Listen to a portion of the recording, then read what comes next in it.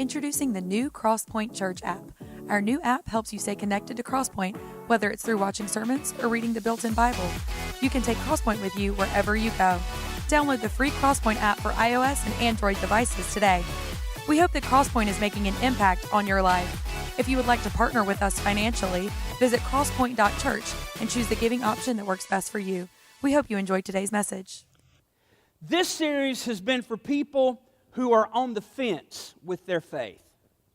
And I wanted to challenge you to reconnect and come back to God. And if a few people who are on the fence leaned back toward faith, then the whole thing is worth it, and I think that's pretty cool.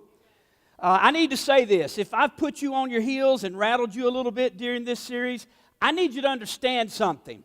I wasn't trying to push you away, okay? I was trying to pull you in to get you to lean into faith again. So don't come telling me that, well, Pastor, I just don't fit in here. That's a crock, and you know it. That's not real. I mean, that's not good, and that's a cop-out completely. So we've created this environment that you're enjoying today. We planted this church just for people like you, those of you that are kind of on the fence. You're the reason we're here. You need to jump in and do something, because the really cool thing about Crosspoint Church is this, and this isn't something that we just started. This is who we've been for ever since we've been on this campus. At this church, you can belong before you believe. You can belong before you believe. You can come and get involved. In fact, you can even serve in some capacity without believing everything we believe. And the reason that we invite you to join us on this journey before you believe everything we believe is because when Jesus was on the earth, He invited people to follow Him before they believed. So we feel like we've got a pretty good model when we do church the way we do church here. In fact, some of His most famous disciples were worse than any of us. I mean, really, they believed, then they didn't believe, then they didn't know what to believe, and then they believed again, and then they went out and changed the world. So if you've ever believed, stopped believing, and you're reconsidering it, you're okay, you're in. I mean, you're welcome here. So you fit the description of the criteria for somebody who's followed Jesus in the first century. Now, Crosspoint is unlike most churches that you probably have been associated with in the past, because again, here, you can belong before you believe. And that's very important that you walk away knowing that. So if Jesus had the attitude most churches have today, no one would have followed Him. Because it takes time. It takes time for people to make a transition from an unbeliever to a checking it out and finally ultimately into a believer. And it's not always the case. And I know some people are instantaneously, like Saul became Paul, just boom, God did it. So there's biblical precedent for immediate transformation. But we're finding out in our culture today, a lot of times it takes some time. And this is a place where you can ask the tough questions. And if we don't have an answer, great. If we don't, we'll go try to find you the right answer. We won't make something up. But here's my promise to you, and this is what we've talked about during this series. We'll never look at you and say, you shouldn't ask questions like that. You need to quit doubting and start believing. And we won't tell people that you have a demon when you ask hard questions. And we'll never try to cast demons out of you when you ask a question we don't like or anything like that. So just like Jesus, I invite you to come along with us. Even though you don't believe like we do right now, just begin following Jesus. Even if you don't understand everything, none of us understand everything. None of us understand everything. Some of us just fake it better than others. Okay? So there you go. But please don't discard what's undeniable for something that's currently unexplainable. Can I say that again? Please don't discard what's undeniable for something that's currently unexplainable. And please don't give up because your childhood faith is no longer satisfying your adult questions. We believe we can help you with that. Now, one more thing that we need to talk about today, so let's dive right in and let's wrap this up. So we're just going to jump right into the heavy stuff. Thomas Nagel is an atheist, and the thing about this guy, his honesty is really astonishing. And I want you to listen. I'm going to, this is pretty cool. I get a lot, I read a lot, and I listen to a lot of sermons, and I'm getting some material today from Andy Stanley, who I dearly love, and I'm also basing this whole sermon from my atheist friend, Thomas Nagel. So he's provided me some good preaching material, and I'm sure he would not appreciate knowing that. So we're going to run with it, okay? He's an atheist, and he says some astonishing, really honest things. And I want you to listen to what he wrote in his book called The Last Word. He says, and I quote, he said, "I want atheism to be true, and I'm made uneasy by the fact that some of the most intelligent and well-informed people I know are religious believers." This well-known atheist makes an incredibly honest admission here. Okay? He says, hey, it really bothers me that there are thinking people out there who are really serious believers because I want atheism to be true. And he continues, it isn't just that I don't believe in God and naturally hope that I'm right in my belief. It's that I hope there is no God. I don't want there to be a God. I don't want the universe to be like that. And that's a direct quote exactly as he wrote it. Now, most atheists will never make this admission because they know if they open this door, they may never get it closed again. Because you're smart enough to know. Now, you got to stay with me and you got to track, and let's keep distractions down so everybody can focus. But you're smart enough to know there's a big difference between I don't believe it and I don't want to believe it. Holla back. I don't believe it versus I don't want to believe it. See, I don't believe it is, look, there's nothing you can say, no proof you can provide that's going to change my mind. My evidence is compelling. I'm settled and satisfied with my conclusion. This is where I stand. I don't believe it. So maybe the faith of your childhood didn't satisfy your adult questions, so you pushed away from God because you just don't believe it anymore. That's one thing, okay? I don't want to believe it is something totally different from that. I don't want to believe it says, I sure hope God is not real. I know a lot of smart people who believe in God, faith in Jesus as historical fact, and that bothers me. That challenges my theory about the Big Bang, evolution, and the universe, and I just hope that God isn't real and that I've not been wrong this whole time. I mean, I don't want to believe it, I don't want to believe it is I hope I'm right and I'm praying you're wrong. No, wait a minute, not praying, because I don't believe in that. Oh my God. No, what's wrong with me? No, not oh my God. There is no God. At least I sure hope there's no God. Sweet Jesus. Oh, no. Not Jesus either. What the hell? No. Not hell either. Not hell either. Because we don't believe in that. Everything I just said to you is verbiage that atheists use every day, and that's things that we believe. We believe in, but they don't, but yet they reference us every single day of their life. Isn't that amazing? You see, there's a big difference between I don't believe it and I don't want to believe it, right? Now again, I'm not smart enough to convert an atheist. I know that. However, I do want to pose a question for those of you in the room who are on the fence about God, Jesus, or Christianity, and here it is. Did you lose faith over pain, suffering, and injustice in the world? We've talked about that, but let's go back just a moment.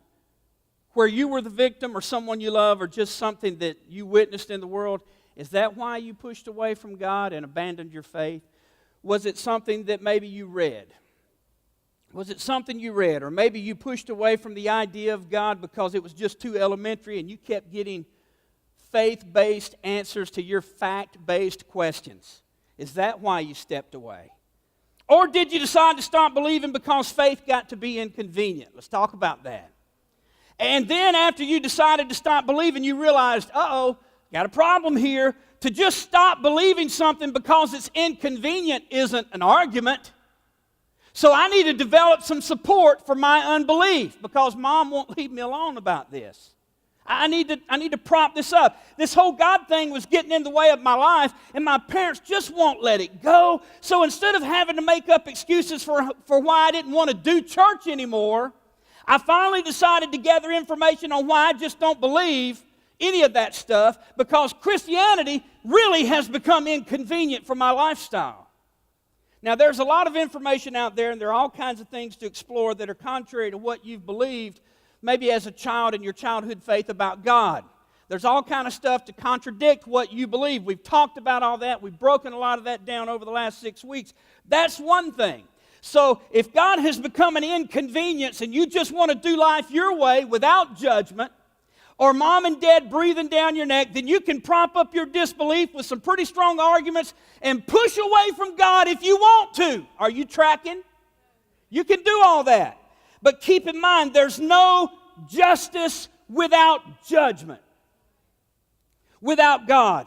And the whole world unravels when you simply don't want to be bothered because it's inconvenient. There's no justice without judgment without God. We talked about that in great detail last week. We all want justice, but we don't want judgment. I want judgment for you when you wrong me, but I don't want judgment from me when I mess up. I'm okay with you being judged, but I prefer mercy. I like mercy for me.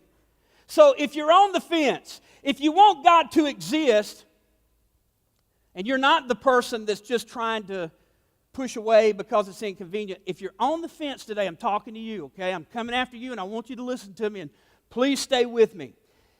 If you want God to exist, seek answers. You will find them.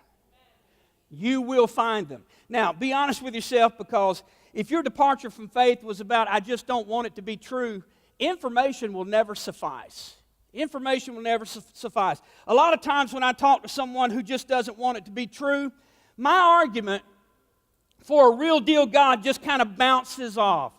Blaise Pascal was a 17th century philosopher. He said this, and I quote, he said, "People almost invariably arrive at their beliefs not on the basis of proof, but on the basis of what they find attractive." We're all guilty of this, and here's why. I want you to stay with me on this now. Most of us are not on a truth quest. Most of us are not on a truth quest. We don't wake up every day going, I just want to know the truth today. I just want to know the truth. I don't care who tells me what I want to hear today. I'm seeking truth at all costs. Even if it shakes my worldview, I want to find the truth today. We're not on a truth quest. We're on a happiness quest.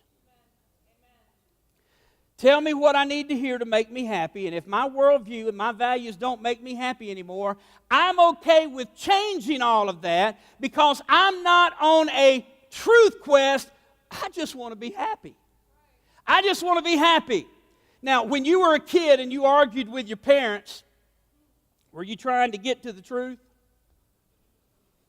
Or were you just trying to have your way? Mom and Dad, I just want to get to the truth. I just want to get to the truth. You're right. I apologize. I apologize. See, that's funny because that's not how it is, correct? We don't argue for truth. We argue to get our way. Holla back. Sometimes Sylvia and I will have an argument, usually that she starts.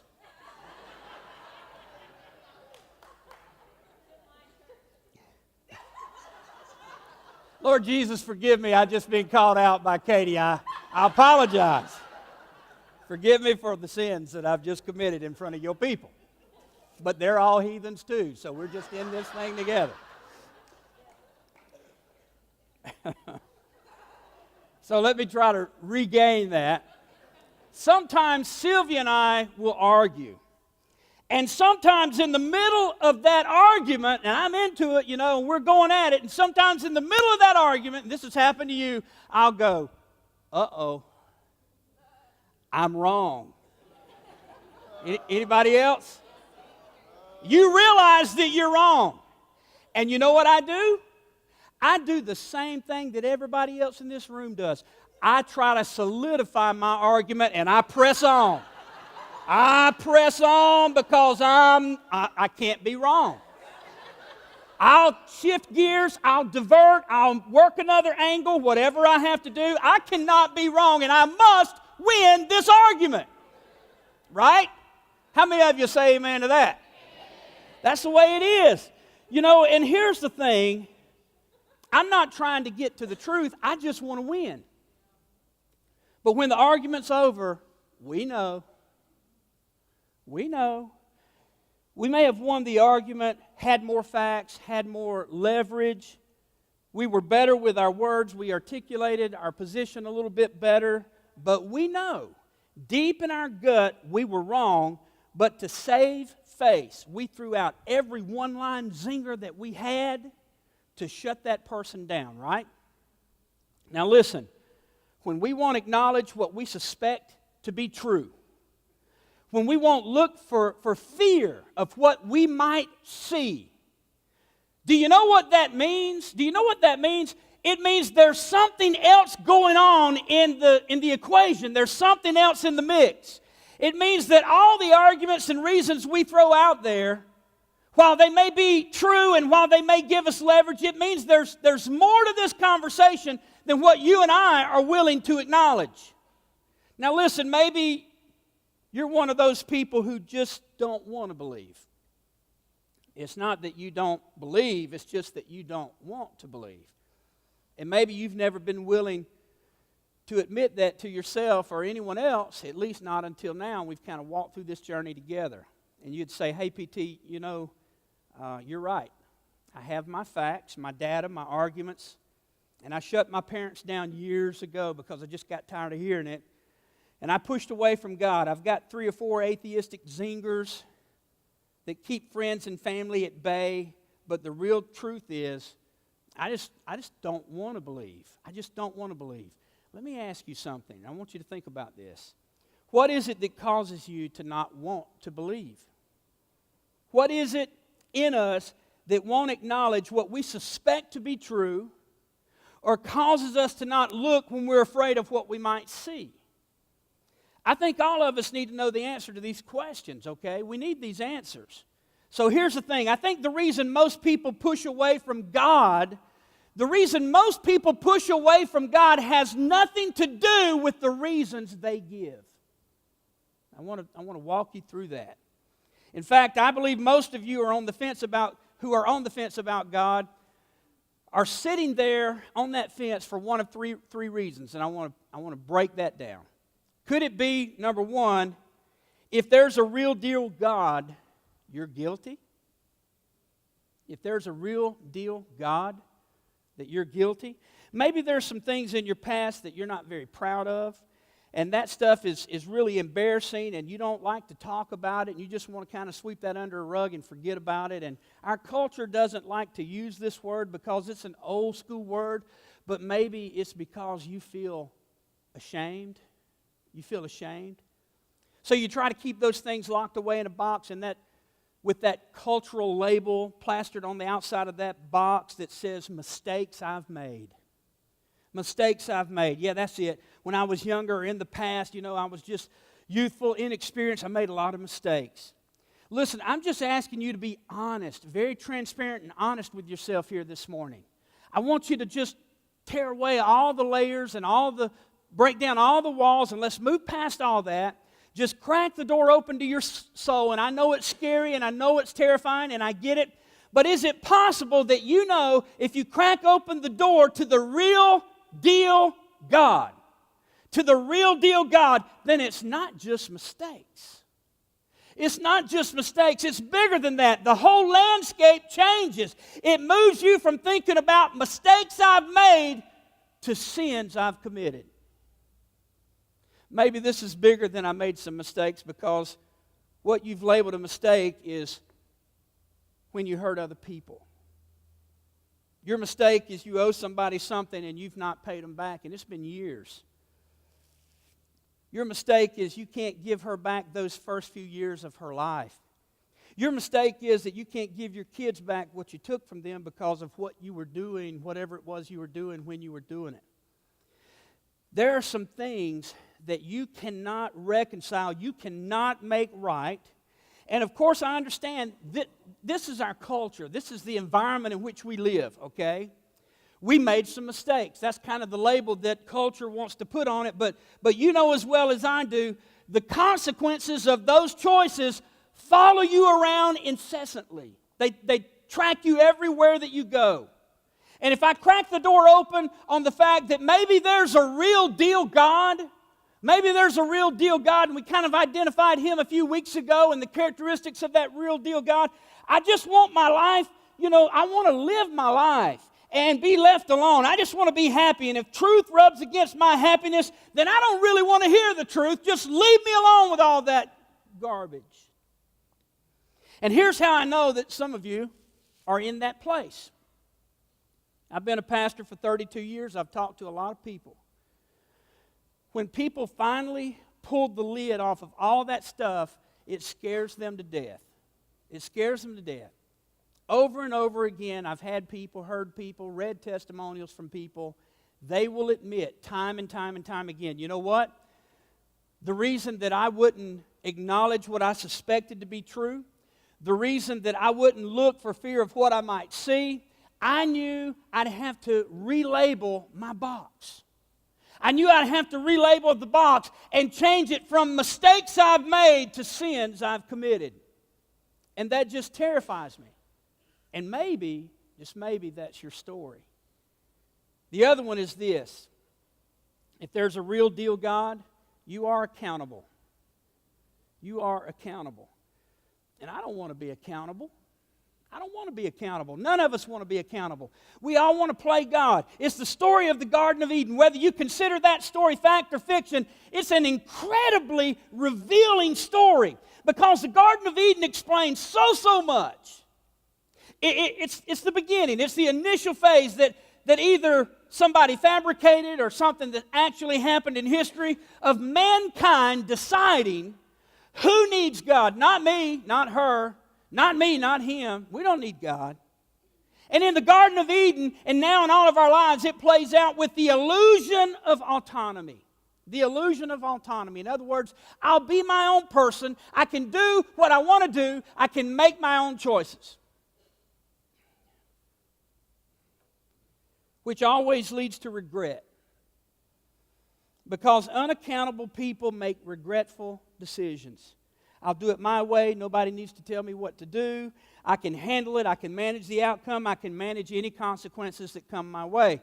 But the problem is, follow me now, the problem is if you get off the fence and reconnect and acknowledge the real deal God, then you must submit to God. And this is a rub. You've got to submit to God. And then there's accountability, so you don't want to submit. Nobody wants to submit. Where in the world did that come from?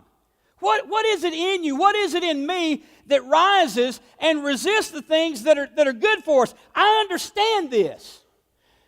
To admit God means you must submit to God. And people don't like that. So we live loud, busy lives until life gets our attention. Right? And the third thing, maybe this one is you, maybe not. Here it is, number 3. If there's a real deal God, you have been wrong. That's hard to admit. Let me ask you something. What is it in us that won't admit what we know is true? And men are the worst for this. We're the worst for this. She says, I think we need a professional. We got a plumbing problem. We got an electrical problem. No, I got this. No, let me call an electrician. No, I got this. Hold my beer.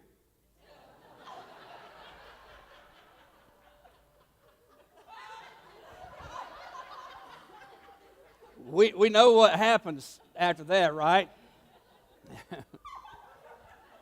See, y'all are identifying with this sermon in an unprecedented level. So it tells me I'm doing my job. What is that? Really, what is that? We know we're wrong, but when it comes right down to looking somebody in the eye and saying, I was wrong, why is that so difficult? Why is it so hard for us to admit we're wrong? And a sidebar here, I went over one of my points with my wife, and I said, can I use this illustration? And she said no. She said, no, you cannot say that. So I actually took it out. You're very welcome. I know she's sitting there wondering, oh, dear God, is he going to use that illustration? Is he going to? I took it out. So See me afterwards, I'll tell you all about it.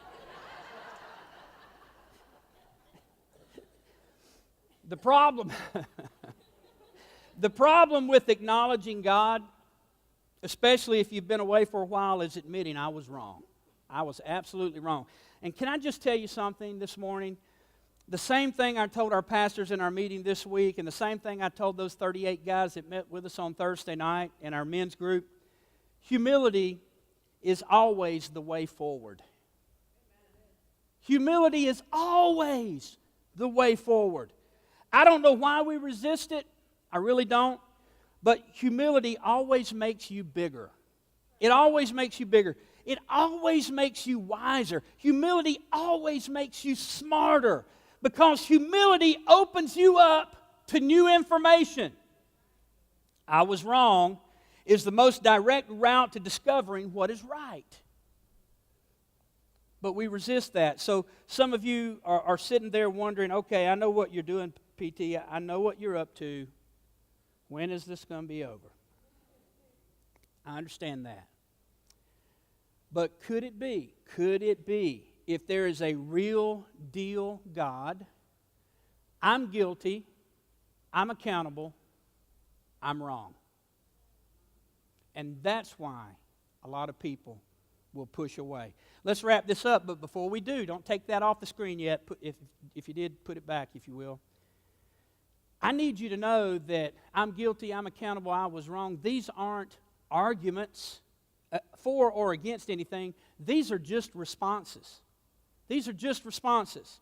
This just explains why you've compiled your one-line zingers, your arguments, all your theories against belief in God, because you are wise enough to know, and just saying, hey, I don't want to feel guilty, I don't want to be accountable, and I don't want to be wrong, is not an argument for anything. So we have to scramble and come up with arguments, because this is just a response. I'm guilty, I'm accountable, I'm wrong. But if you're honest, for most of you, your intellectual arguments against the existence of God came after your decision to abandon faith, to leave the church, and to push away from God. You put all that stuff together after the fact to prop up your decision. That's true for the majority of people that are on the fence today. Okay? Your argument to support your position came after you decided that you didn't want God anymore. But not wanting God is not an argument, it's a response. So it's kind of an uh-oh moment. I need some reasons to support my decision to push away from faith. It explains why you've developed your arsenal of arguments and all those theories against God's existence and the reliability or the credibility of the Scriptures, and whether it's historical fact or fiction. And so you've come up with all, and there's information out there, I understand. There's a lot of information out there, and we've countered a lot of that and gone beyond the critics and proven beyond a shadow of a doubt the historical accuracy that Jesus lived, He died, He rose again. So here's the thing. Like Thomas Nagel, you've just put yourself in a position where you've said, it's not that I don't believe in God, because there's a lot of really smart people out there that do. It's not that I don't believe in God, it's that I don't want this to be true. Because this is an inconvenience for me. I'm hoping beyond all hope that there's nothing to this. I need this to not be true. Now, this brings us to some ridiculously good news. When we're willing to be honest with ourselves, and we're willing to say, okay, the real issue for me is not God's existence. The real issue for me is my personal experience. It's my personal experience. When you get there, if you'll just take that step, you become a part of an epic narrative that has shaken the earth for centuries and centuries and centuries. The narrative of God pursuing a relationship with a rebel race that broke relationship with Him and pushed away from Him long, long ago. And I'll tell you why that this is great news, because once you're willing to admit this isn't about God's existence, this is about my personal experience. once you're willing to do that, you step into the stream of humanity that has struggled with submission to God since the very beginning of time, and then you are exactly where you need to be. You're exactly where you need to be, because if Jesus was correct, and there's lots of evidence to say that Jesus was correct, and if there is a real deal God, then there is forgiveness. There's forgiveness. In fact, the Apostle Paul said it perfectly. He said, for God demonstrates. God didn't just talk about it. He didn't just say it. God demonstrates His own love for us while we were still mistakers. Holla back. While we were still mistakers, let's be real. Let's be real. I did that because I knew it was going to break her heart. I did it on purpose. I knew this wasn't the right thing to do. I knew I'd have regret, but I did it anyway. Come on, you know that's true about a lot of us. I know that about me. He said, while we were still sinners, Christ died for us. This is what the new atheists say today. If there's a God, why didn't God just forgive everybody? Why all the blood? Why all the gore? Why did somebody have to die? Why didn't God just say, you're all forgiven and let's just go? Here's the answer to that. Listen, lean in on this. Here's why God handled this situation the way that He did. Because you cannot have a relationship with someone you do not sacrifice for. And God wanted a relationship with mankind. If you do not sacrifice for me, I don't know that you love me. This is the power of the gospel. If there is a real deal God, there is not only forgiveness, there's also relationship. You know this in your own relationship. Somebody that don't give a flip about you, but they keep telling you that they love you and they never sacrifice for you. You better kick that Joe to the curb, because that's not going to be good for you in the long run. Go ahead and move, or get some counseling if you're already tied in a knot. You know what I'm saying? And we'll break out the baseball bats and help you as much as we can. Just saying. We're real spiritual around here. We love Jesus. Somebody gave me a t-shirt one time that says, I love Jesus, but I cuss a little. I've never worn it. Only because it's two sizes too small. You know.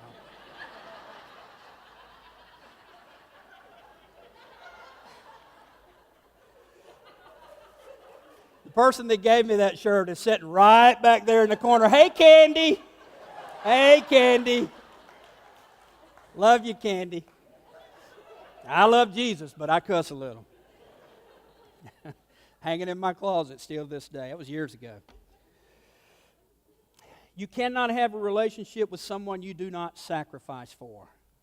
If there's a real deal God, there is a relationship. I got to hurry. God demonstrated, He didn't just say it, He demonstrated His love for you. He came down to enter a relationship with mankind. I mean, this is just the basic gospel, the tenets of our faith. Every relationship demands sacrifice. Every offense requires sacrifice and restitution, and is the grand narrative through Jesus. The grand narrative comes through Jesus, the eternal Son of the everlasting Father. Jesus. Everybody say Jesus. It's the perfect story. Through Christ, God demonstrated both His forgiveness and His restitution. Do you really want to live the rest of your life outside of that? Especially if there's something stirring in your heart that says, I think this might be true. To resist accountability to God is to resist relationship with God. Parents know this. When their kids rebel, what's broken? The relationship's broken. If there's a real deal God, there's also truth. If there's a real deal God, there's truth. And this is important. There's a basis for moral law. There's a basis for justice.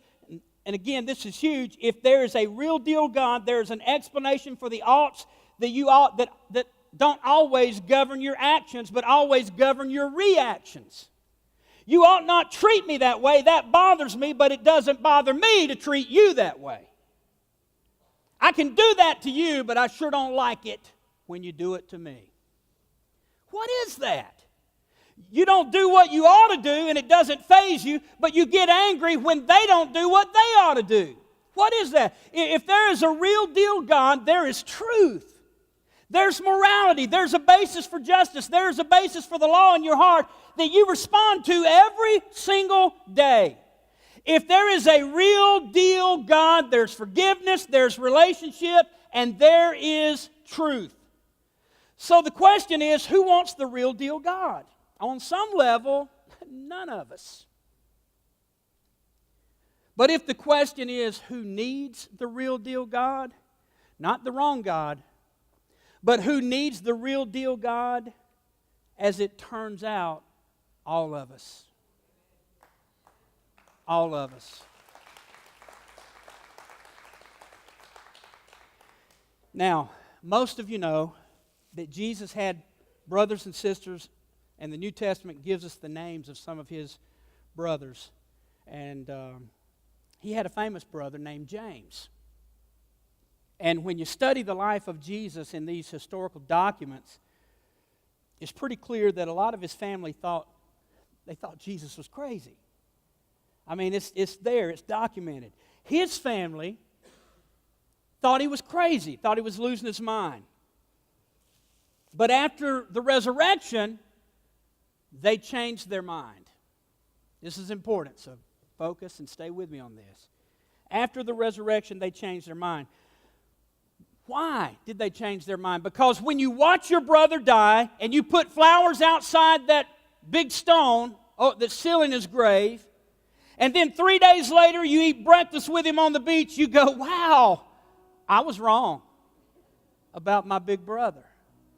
I was wrong about my brother. That's what you do after the resurrection.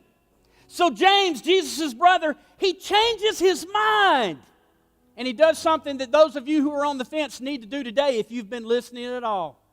He does something that a lot of people need to do today. He admits that he was wrong about Jesus. And this is so powerful and this is amazing. James was the brother of Jesus, and he submitted to Jesus as his Lord. He didn't follow Jesus around during his ministry. There's not any mention of that. But James became the prominent leader, the overseer of the early church, based in Jerusalem, the hub of Christianity. He became the overseer and a powerful, powerful player in the history of Christianity. He submitted to Jesus as his Lord. He asked for and received forgiveness for his public criticism of his brother Jesus. He asked for and received forgiveness for rejecting Jesus when he was doing all this ministry and James was nowhere to be found. This is incredible stuff here. Now, in the year 62 AD, you've got to step outside of the Scriptures and read a few historical documents to find this. In the year 62 AD, the high priest Ananias did an illegal thing. He convened the Sanhedrin Council. And he had an illegal trial in which he tried James, the brother of Jesus, for blasphemy. And James was stoned to death because of his faith in his brother, Jesus. But before James died, he wrote a letter. And that powerful letter was very important to the local church in the first century. So they made copies. They made copies. And that letter is in our New Testament. And because I know what's coming, you don't, okay? And it's already got me.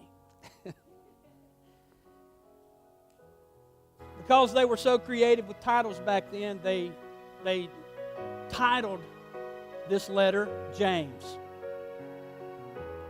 And in his letter, he says something that brings this whole series home for all of us. Here's what James, who was stoned to death because of his faith in his brother Jesus, who never followed Jesus around before his death, but became a believer after he watched him die and then saw him alive 3 days later and ate breakfast with him on the beach.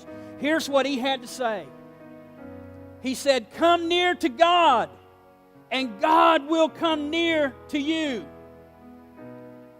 Come near to God. Get off the fence. Come near to God, and God will come near to you. Now, the thing is, we don't know what was going through James's mind. However, all of us know what it's like to admit that we were wrong. I hope that you know what that's like. James was like, man, I never believed what my big brother had to say. I thought he was some fanatic. I never took him seriously. I thought he was crazy, so I didn't offer him any support. I turned my back on him. And I would often hear about the miracles and the incredible stories of the amazing things that he was doing. And I would just kind of rationalize that in my mind, kind of like modern-day atheists do. And I would say, that didn't really happen. And I came up with all these arguments and all these other theories when I'd hear people praising my brother. And I went out and publicly criticized my brother Jesus and told people, my brother's crazy, don't buy into that. And what James is doing here is no easy thing to do. Are you tracking? Coming near to God when you've pushed away from God. So the next thing he says is you need to address the things that have held you back and kept you on the fence. So he says, come near to God, and He will come near to you. And then here's how you address it. Wash your hands, you sinners. Wash your hands, you sinners. The things that have held you back, you know what those are. I'm not going to go and make a big long list of those things. But the things that are holding you back and keeping you away from God today, he said, wash your hands of that. Symbolically, he's saying, hey, cleanse yourself of all that junk. Give it to Jesus. This is figurative language for admit it. Why don't you just admit it? Admit it. Acknowledge it. It wasn't just a mistake that you made. You did it on purpose, and you knew there would be consequences. Wash your hands, you sinners, and purify your hearts, you double-minded. And with this phrase, and again, when he said double-minded, modern day people are so offended by that. He's saying, though, just quit playing games. Even though you're afraid, acknowledge what you know is true. Even though you're afraid to look because of what you might see, open your eyes and be honest with yourself. Open your eyes and be honest with yourself. And then the toughest one of all.